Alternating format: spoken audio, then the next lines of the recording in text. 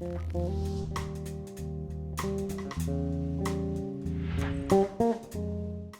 I'm Luke McIntosh, creator of becomeabassist.com, and welcome to video 6 of Bass Chord Pro. In this video, you're going to be learning all about dominant chords, a very important kind of chord. You'll learn how they're sort of a mixture between major chords and minor chords, and of course we're going to create a type 1 and a type 2 dominant chord.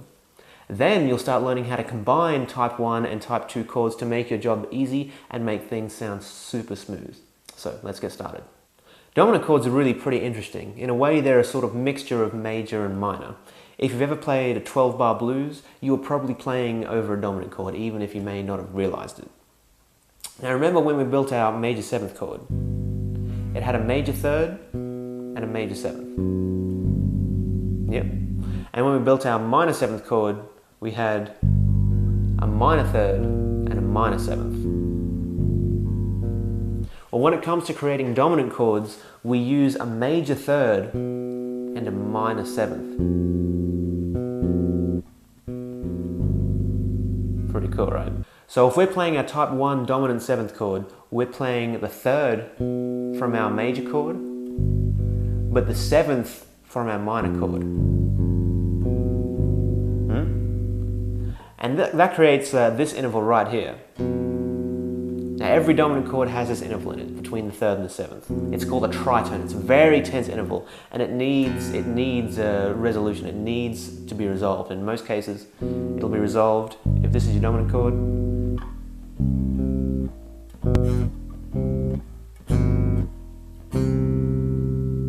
Very cool, right? This is what's called a 5 chord resolving to a 1 chord. And if you haven't dealt with this stuff, don't worry about it.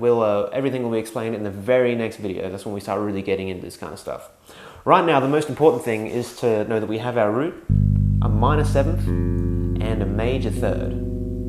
And this is our type 1 dominant chord shape. I'm using my index finger on the G, my middle finger on the F, and my pinky on the B. You could also use your ring finger there, but I prefer the pinky. It's easier to shift around, I think.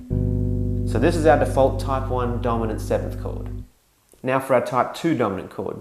Now same as the last two lessons, we're going to play the G up high on the A string, 10th fret, and now we're looking for a B and an F. So we're looking for a major 3rd and a minor 7th. So we have our G right here. Our major 3rd is our B. We know it's the 9th fret on our D string. We know that from the major 7th chord shape. That one right there. And we also know that our minor 7th will be an F natural, because that was from our minor 7th chord shape. So now we have B and F. So this is our dominant chord shape in type 2 position. And notice that this interval that we had down here is still up here. The same kind of interval. Now I mentioned earlier that these kind of chords, these dominant chords, are the kind of chords used in the 12-bar blues. And this is where we can really start mixing up our type 1 and our type 2 chords and making things really smooth and really kind of slick. So let's use a G blues as our example. Now the chords in a G blues are G7, C7, and D7. Yep, so we start on a G7 for 4 bars, then we go to C7. So let's use that first change of chord to illustrate what I'm talking about right here. Now, you could play both these chords as type 1 chords. You could go 1, 2, 3, 4.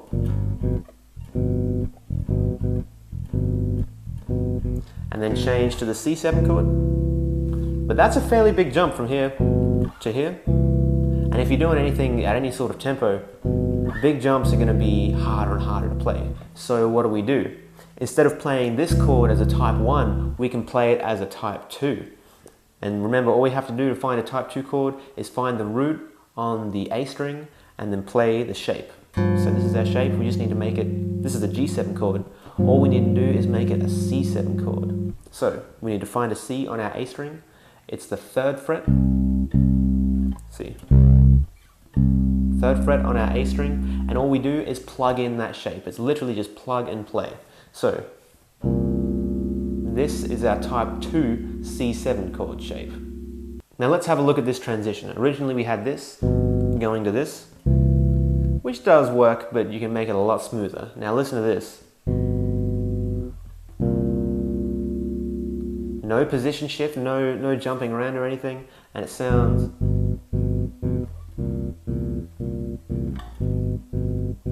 How easy is that? How good does that sound as well? And we'll talk about voice leading in the next video, but this is starting to do what we call voice leading. And then when we get to our D7 chord in the last little turnaround part, instead of jumping all the way up here, and then now we can play this D7 chord as a type 2 on our A string. That's our C7, back to G7, and then back to C7, and then G7, and then here we go, the D7 shape right here.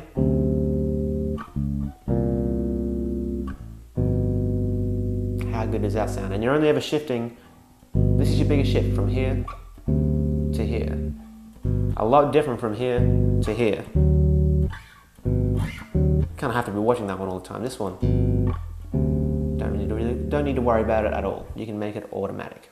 This is exactly why we're learning both type 1 and type 2 major chords. It makes everything much smoother, much easier for you to play, and it's also much easier for the listener to discern what's going on. So now in the next video, we're going to be utilizing the major, minor, and dominant 7th chords to play one of the most common chord progressions that's ever been created. And we're going to start using a lot of what we're calling voice leading. So I'll explain that all in the next video though. In the meantime, download the PDF chart with all the dominant 7th chords in type 1 and type 2 positions right underneath this video. And thanks again for watching. I'll see you in the next video. I'm Luke McIntosh, creator of BecomeABassist.com.